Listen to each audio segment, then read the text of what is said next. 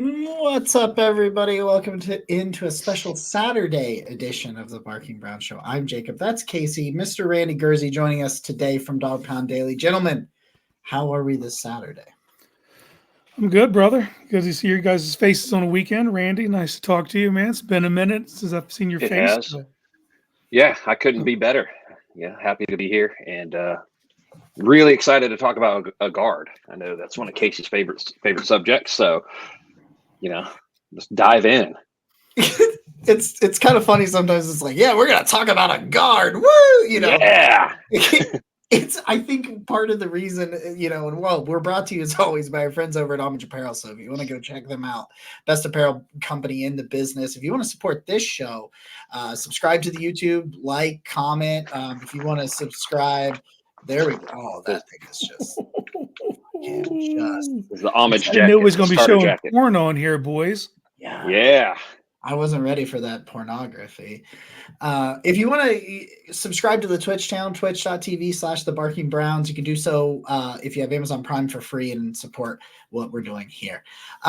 So it's kind of a weird and interesting NFL draft for the Browns. Last week, we broke down the film on Michael Hall Jr., but when one of your premium picks, one of your top 100 picks is an offensive lineman, fans get a little weird about it. Is that, do you think that's fair to do you think people, because I see a lot of people kind of down on the Zinter pick. Do you think it's because of who Zak Zinter the player is, or do you think because they only had 2 picks in the top 100, including not a first round pick, that when it was a quote unquote non-sexy position, that kind of got people down?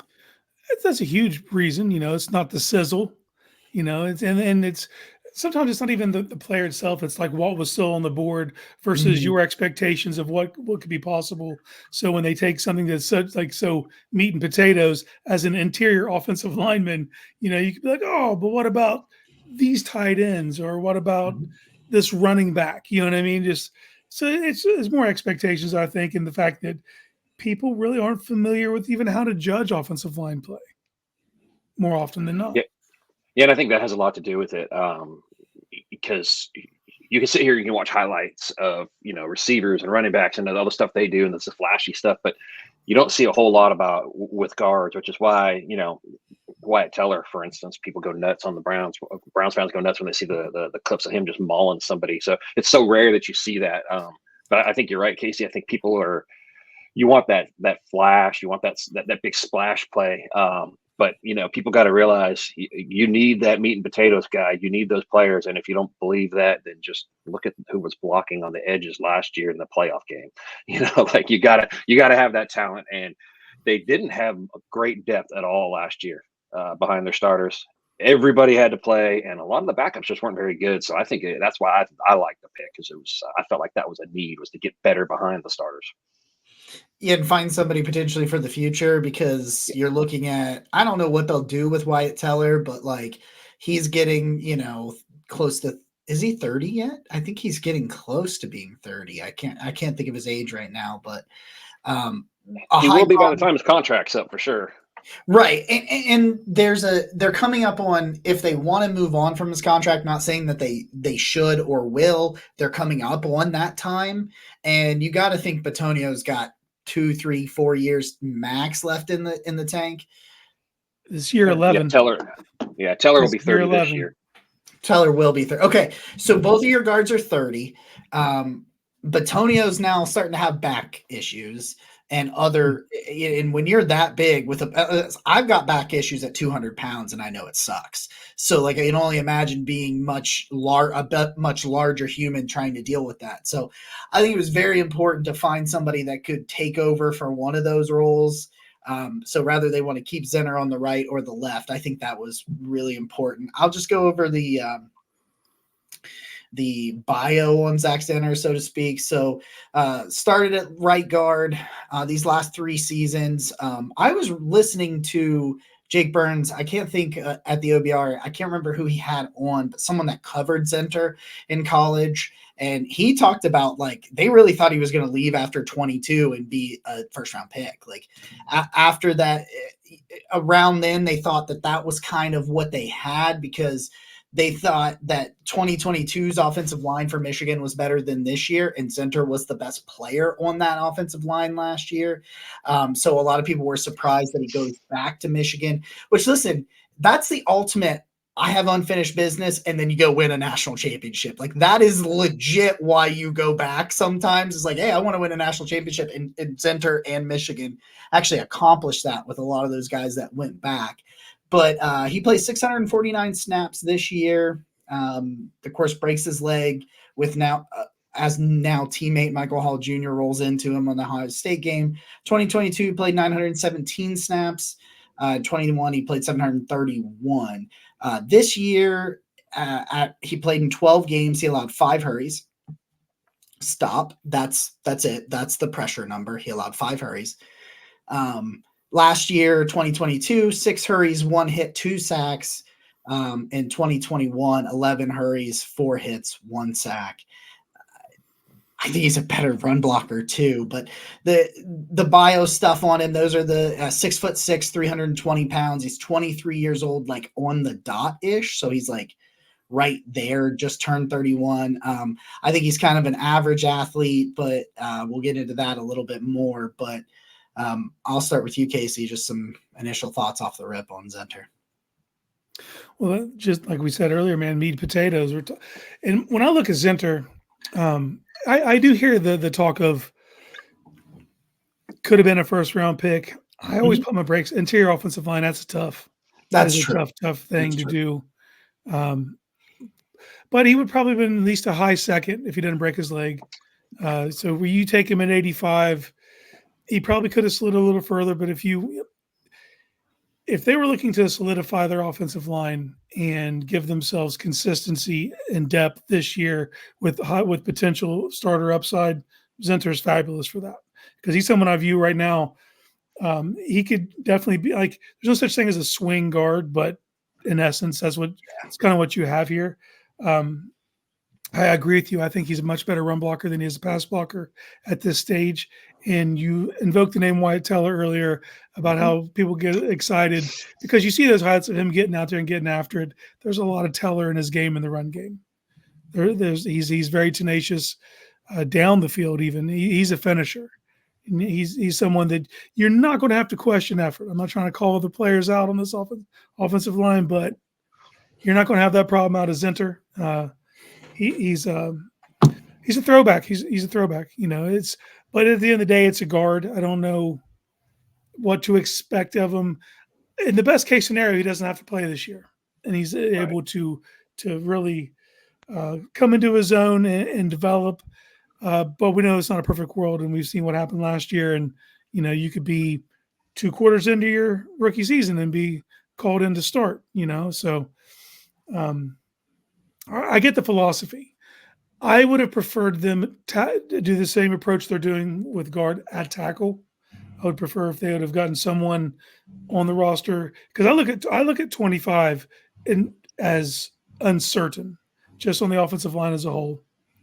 You have a tackle situation. You have one guy who I guarantee is going to be here in 25, and DeJuan Jones.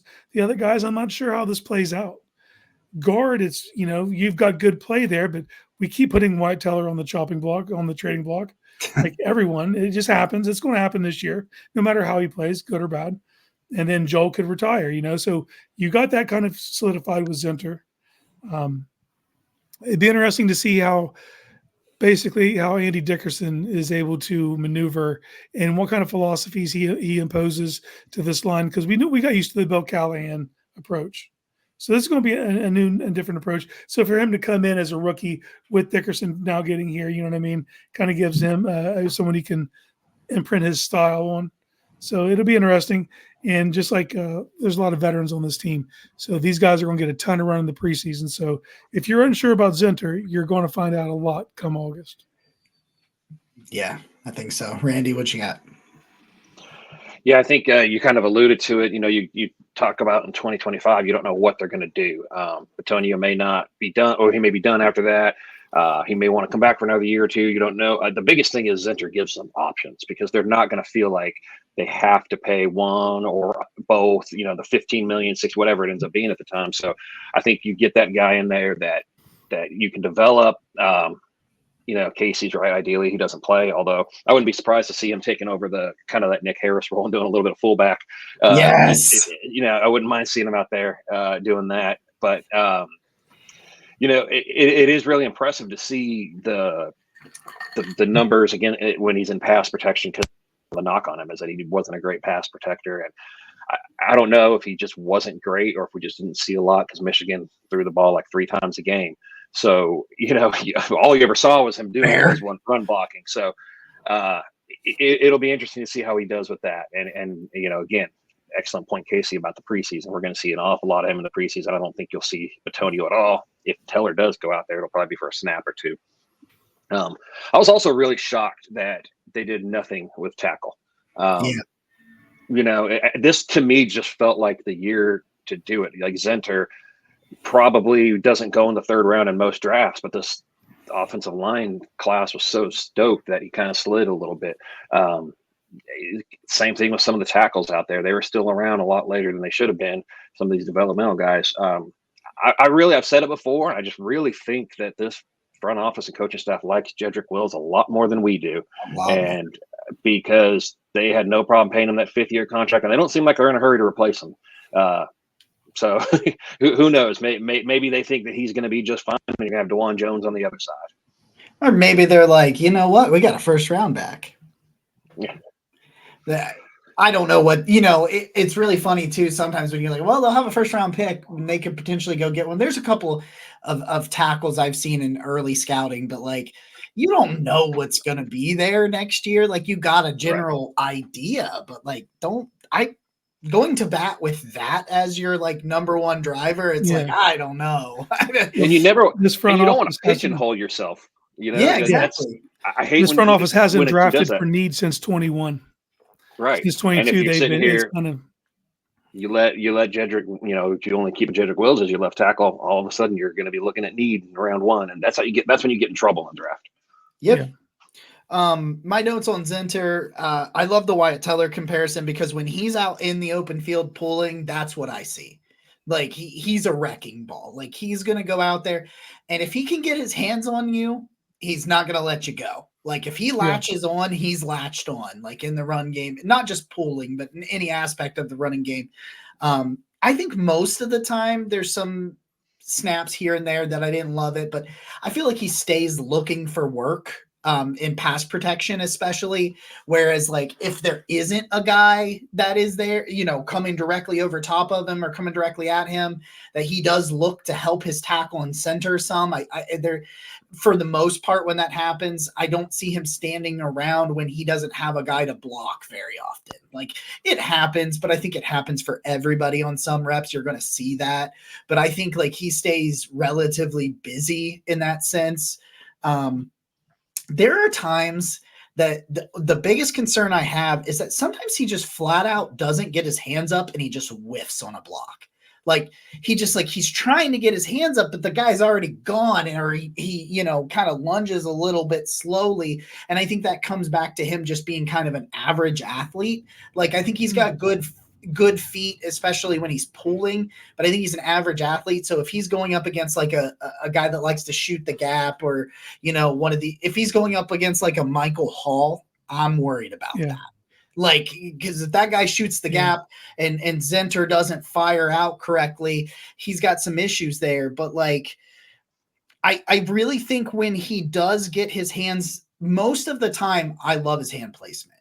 And that's what I'm getting at. Like the things that I'm concerned about him are very fixable. Like I think he's a mauler in the run game. I think he's powerful. I think he moves well. He's, what did I say? What did he come in at? Like 320? Yeah, he's like a 320, 6'6". He's not small by any stretch of the imagination. I think that one thing that I said this to you guys the other day, that I loved watching his tape because it just felt like I was watching a guy that at minimum is going to be an average starter in the league for a decade. Like, I don't know if he's a Pro Bowler. I don't know if he's an All-Pro, a Hall of Famer.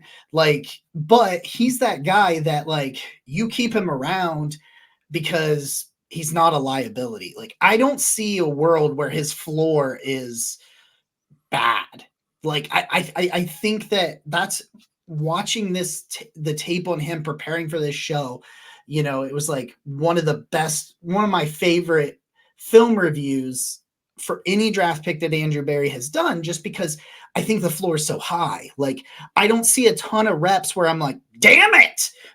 like obviously those reps are there and you want a little bit, you know, better. You want him to get off the line better against these fast, explosive gap shooting defensive tackles. Sure. But when I watched him, I didn't really watch any games where I was like, man, you really cost your team.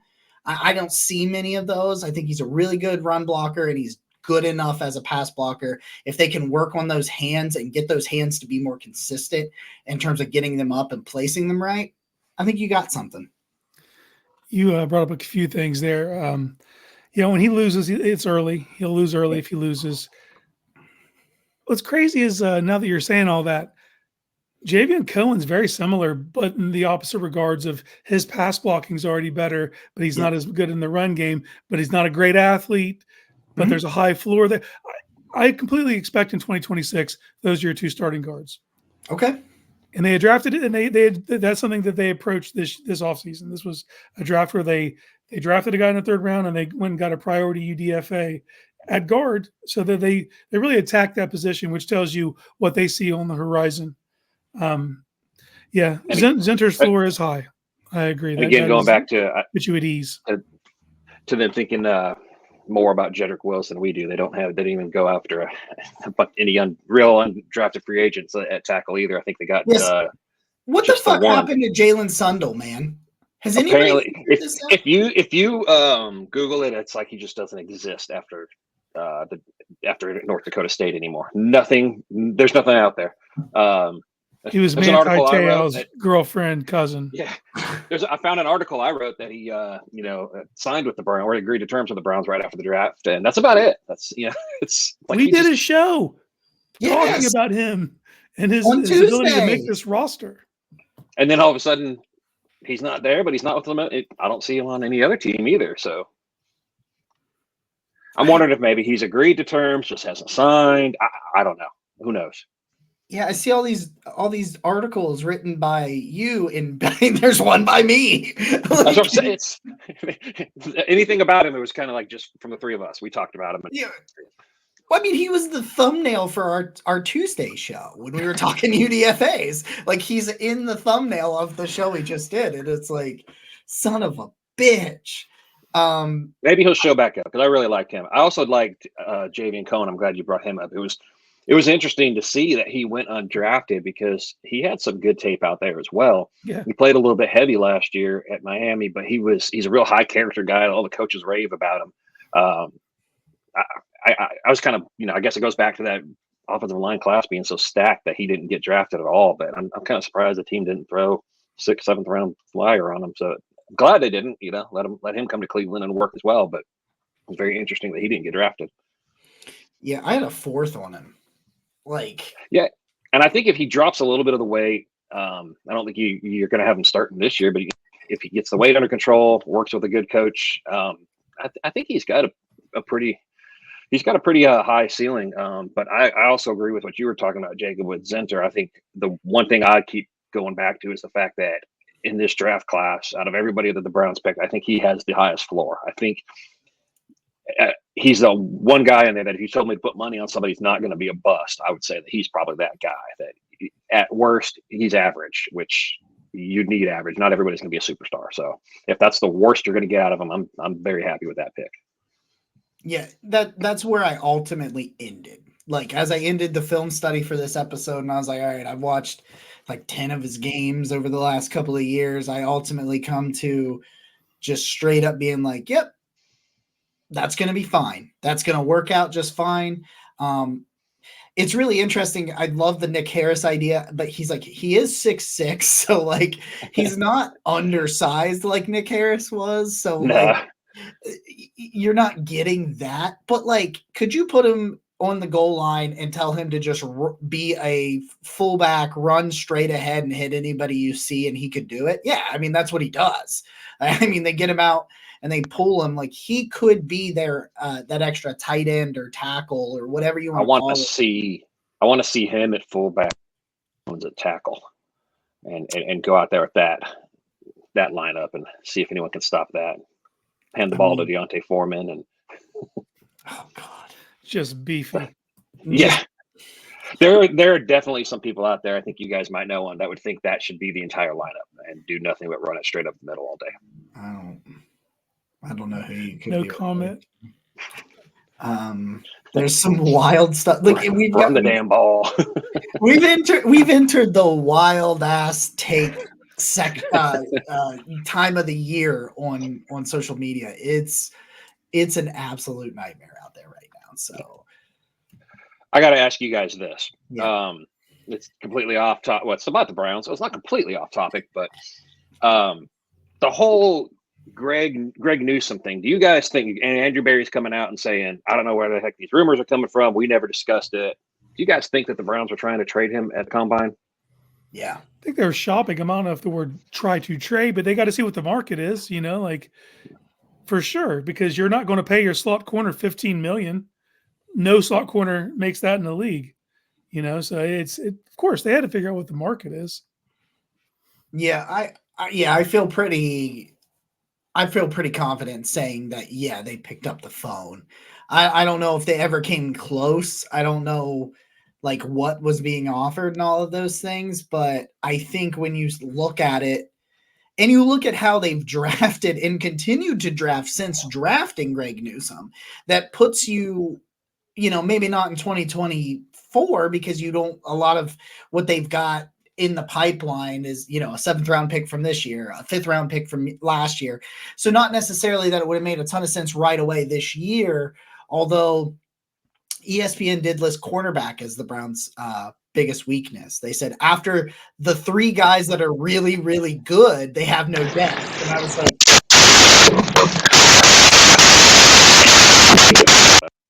second of all, did they not watch when Cam Mitchell had to take the field last year? I thought he played very well for a 5th round pick. I mean, yes. If you had to start him for 2-3 games in the slot, I'm fine with that. I had a technical difficulty, so I apologize for all that noise. I didn't hear Randy's first point. I heard his second point. I think I was just saying that if you had to start Cam Mitchell 2 to 3 games, I think I'd be fine with that. Starting him in the slot. And then I like Miles Harden, obviously 7th round pick, so he's a developmental guy. But if you look at their cornerback, that's far from I argue is probably their bigger strength because somebody's going to be on the outside looking in. You've got your top 3. You got Mitchell, who I think is a lock is 4. Harden probably is 5 right now. But then you've also got Justin Hardy and Tony. Teams guys, but at the same time, you're going to have to ask them to play corner if you want to be special teams aces. You're not going to keep 7 corners. So somebody's going to be on the outside looking in. You have a good group of guys there. So, yeah, I know Barry said he didn't know where the rumors came from, but I'm pretty sure they at least were testing the waters just because of that right there. Like I said, somebody's going to be on the outside looking in. You're going to end up having to cut a good guy, which is a good thing for the Browns. We may not be used to it, but it is good to know that, hey, we've actually got some good guys that are on the bubble this year. Well, we always have to acknowledge this, and no matter how high Denzel Ward's level of play is, kid's going to miss 4 games this year. We just know he's going to. Newsome's usually going to miss a game or 2. He's got to hope it is north of that, but it very well could be. And Newsome, out of any corner in the league who's playing slot right now, is best equipped to play slide outside. And then you have Cam, see what Miles Harden can do, Halasi. They have other bodies as well, even their special teams corners. We've seen them in the past have to throw those guys in and they can play spot duty.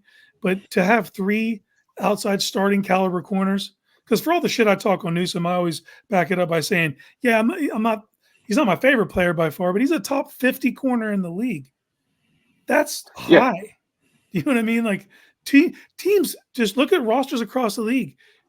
To say that a team has 2 starting caliber corners is rare. Usually you get one and one you're hoping can raise his game. But when you roll Emerson out there with Denzel Ward and Greg Newsome, I think you're in you're in a very good place.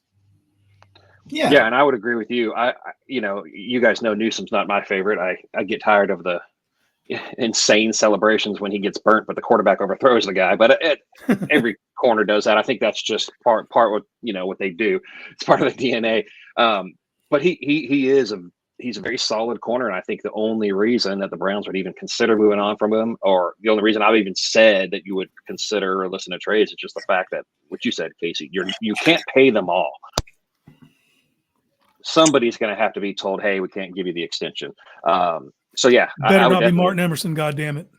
And that's what I'm afraid of. But I definitely would have, tested the waters and seen if somebody was willing to throw, an early day 2 pick out there. I would have made the move. But that's kind of hilarious to me that somebody would mark the cornerback as a weak spot for them. There's just some stuff where I'm like, have you looked at this roster? And it goes for other rosters too. It's not just Cleveland's roster. But did you see? I think it was Pro Football Network. It was one of these places. They ranked the GMs, and they ranked Andrew Berry 17th because he traded for the person that Deshaun Watson was. They straight up said it.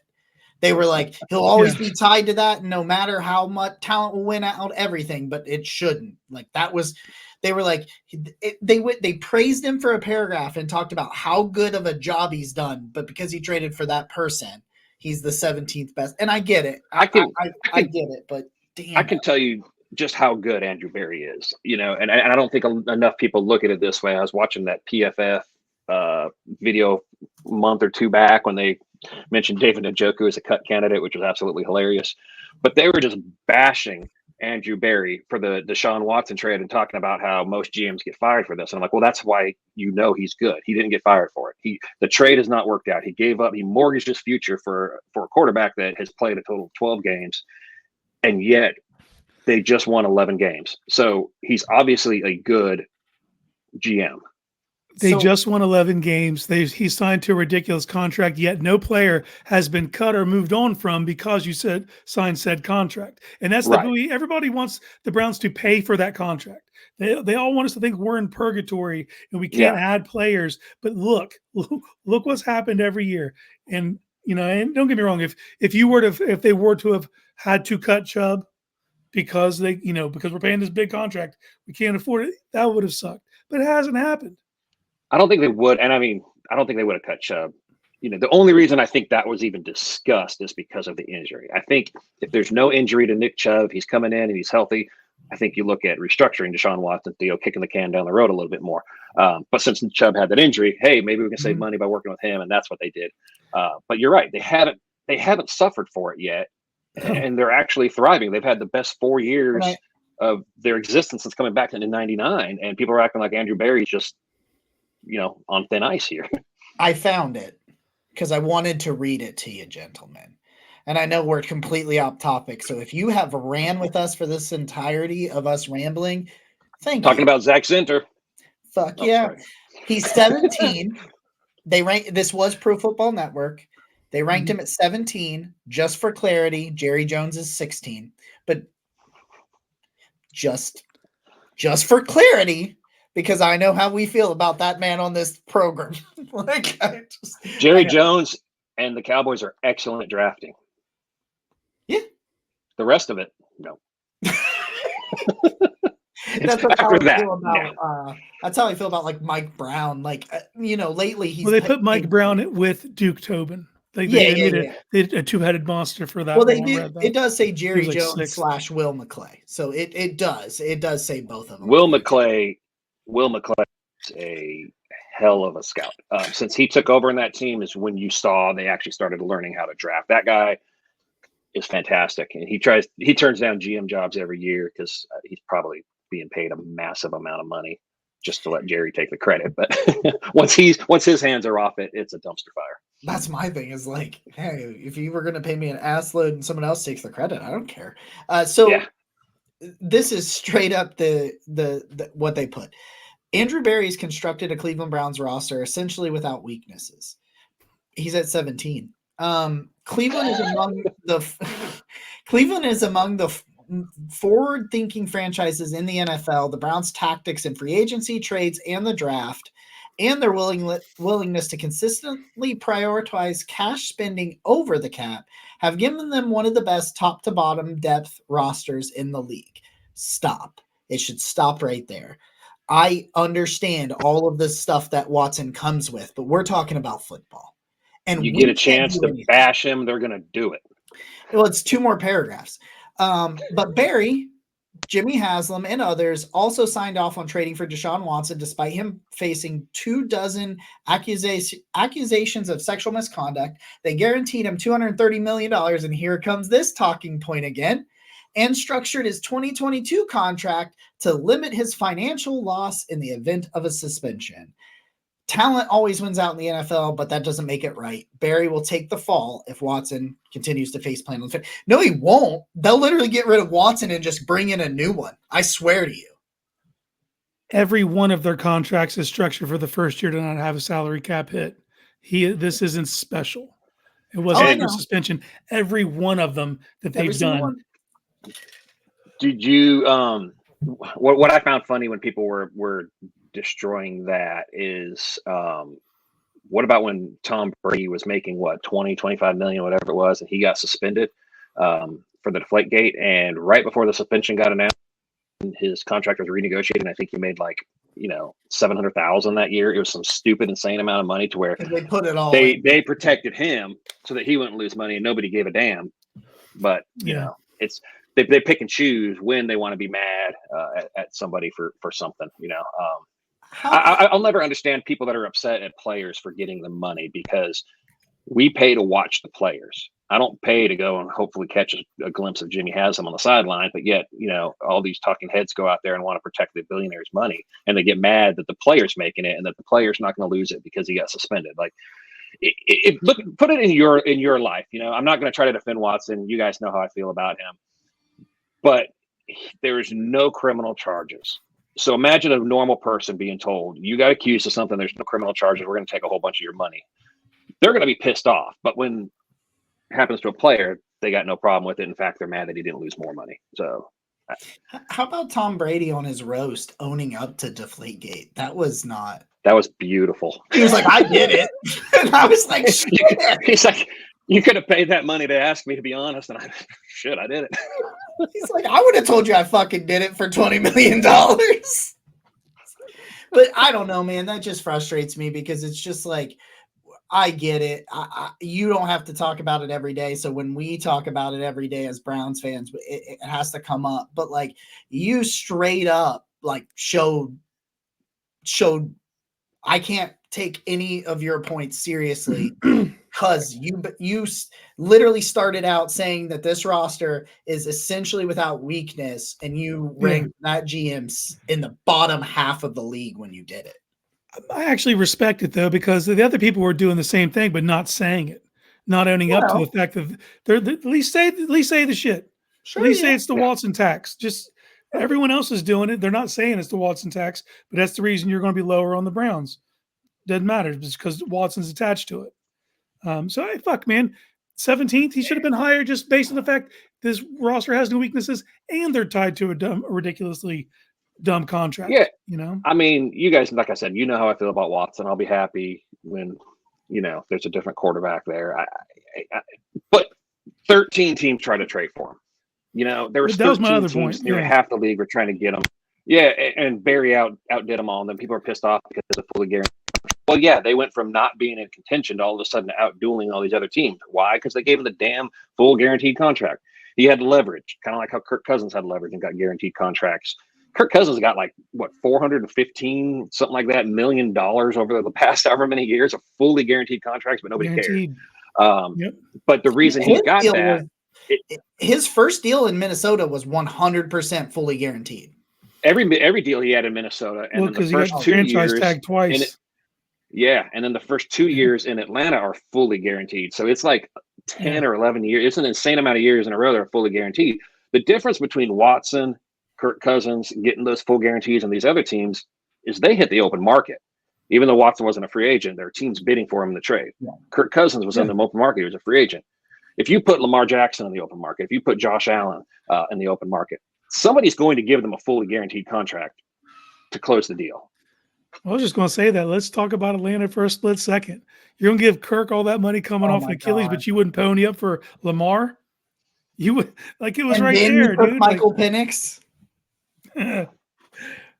I covered the Falcons for a little over a year, maybe close to 2 years or something like that. That is a frustrating franchise.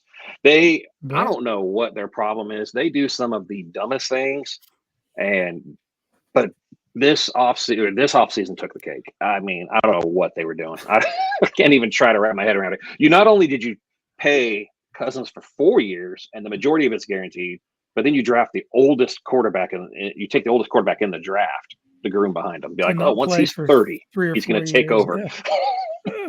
That's essentially going to be half of his career. He'll be Brandon Weeden by the time he starts. Mhm.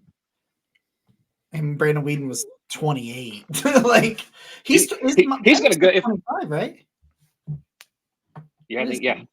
And if he goes if he looks good at all in the preseason, he's going into next year demanding a trade. I mean, there's no way that a guy that's already older than most rookie quarterbacks is going to be good at sitting for 4 years.